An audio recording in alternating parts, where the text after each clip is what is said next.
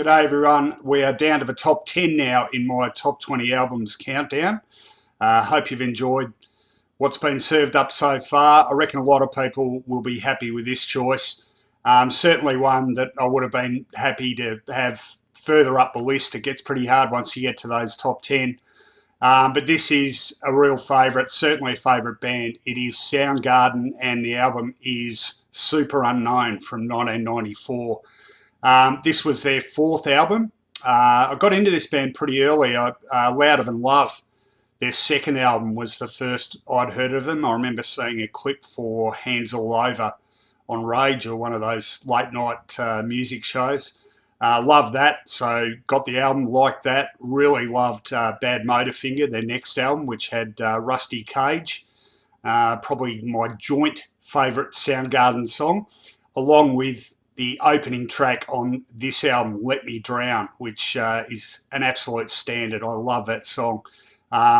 Followed by My Wave, which is another favourite of fans too. This is such a great album. It's a real epic sonic journey. It's a very long album. It goes for 73 minutes, I think. 16 tracks in total, if you include the bonus track, She Likes Surprises. Initially, when I bought this album, I didn't warm to it in the same way as I did Badmotorfinger, but certainly one of those albums which the more I played it, the more it grew on me. And, you know, within a couple of weeks, I just couldn't get enough of it. It really does, I think, shatter the misnomer about grunge music, how it's all very one-dimensional and all songs sound the same.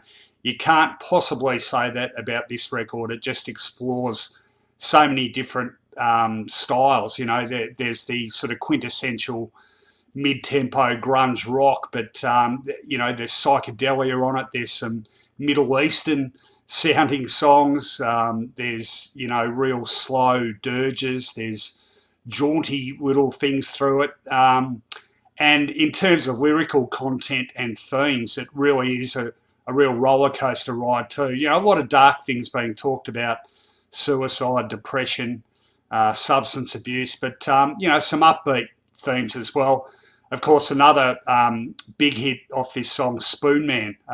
You know, probably one of the happier songs Soundgarden wrote that was a hit. Easily the biggest hit off this, of course, is Black Hole Sun, which really catapulted them from, you know, very well-known rock band to one of the biggest rock bands in the world for a time. But it just ticks all the boxes, I reckon, for greatness as an album. The musicianship is fantastic. You know, Chris Cornell, what an incredible vocalist he was, and how tragic that we lost him back in 2017. Kim Tail, a really interesting guitarist. Ben Shepherd on bass, and Matt Cameron on drums. Fantastic rhythm section. Of course, Matt Cameron went on to join Pearl Jam and spend a lot of time with them. But this album really goes all over the place. Fell on Black Days is a pretty gloomy song, but another one that really works well in the context of the album. The title track, Super Unknown, is a brighter, poppier sounding song as well. Spoon Man, I mentioned. Limo Wreck, The Day I Tried to Live, is a really different sort of sounding song. It's got a very sort of ominous sounding backbeat to it. Certainly one of my favourites on the record. I have to keep looking down at the song list because there's so many songs on it. 4th of July, slow tempo, but again, pretty epic sound.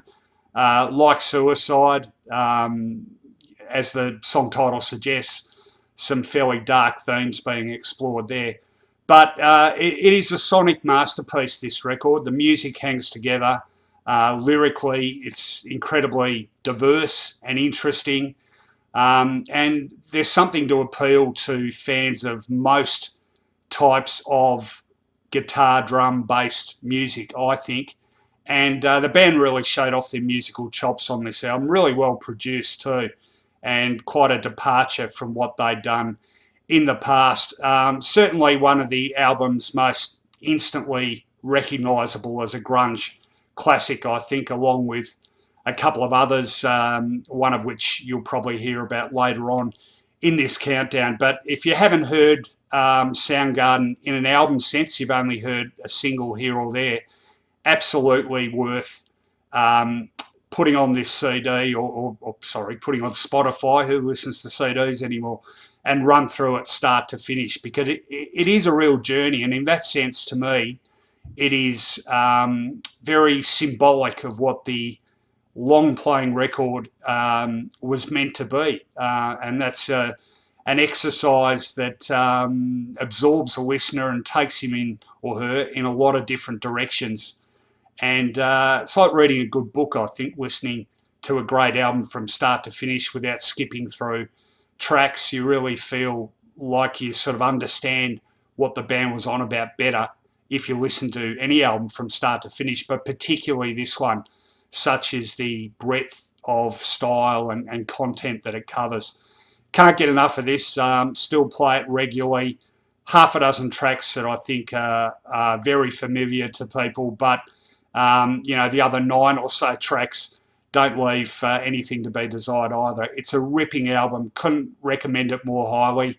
And hopefully the fact that it's number 10 on this list indicates the top 9 are pretty good. So there it is. If you haven't heard it already, make sure you check it out. Number 10 on my top 20 albums list. Super Unknown by Soundgarden. I'll see you back here for number 9.